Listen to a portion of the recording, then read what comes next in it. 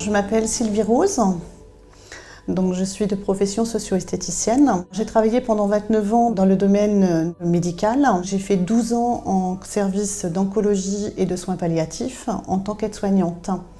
En 2013, j'ai ajouté à mes compétences professionnelles un diplôme de socio-esthétique. Et en juin 2015, j'ai créé l'association L'Instant Socio, qui est une association de socio-esthéticiennes, dans le but de promouvoir le métier de socio-esthétique dans le département des Pyrénées-Orientales.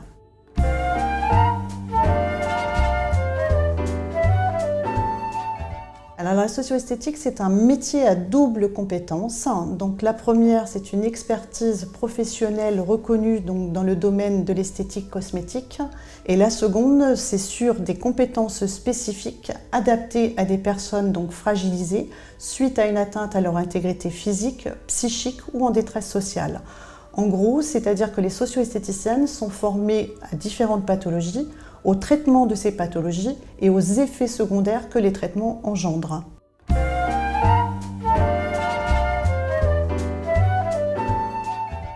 Dans notre profession, on a 4 rôles qui sont hyper importants. Donc on a un rôle social, un rôle psychologique, elle a un rôle d'accompagnement et un rôle éducatif.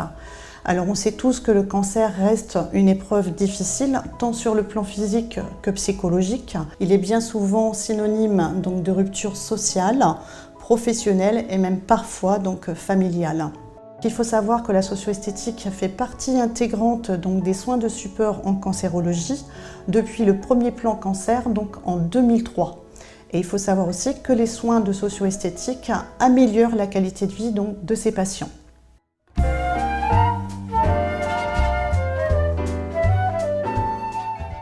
Chaque malade est unique et les répercussions des effets secondaires vont forcément être différentes d'une personne à une autre. Donc la socio-esthéticienne va devoir adapter ses soins en fonction.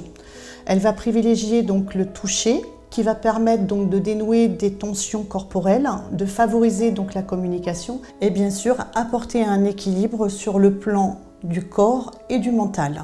En général, on a 2 modes d'intervention. Donc sur du soin spécifique personnalisé en fonction des besoins et des attentes des patients. Et l'autre mode, c'est plutôt sur de l'atelier collectif. Donc on va animer des ateliers ludiques autour d'une thématique qui va être sur de la prévention et de l'éducation, qui est en relation avec l'image corporelle, qui va permettre d'adapter aux personnes qui sont suivies de développer des compétences dans leur prise en charge de leur mieux-être.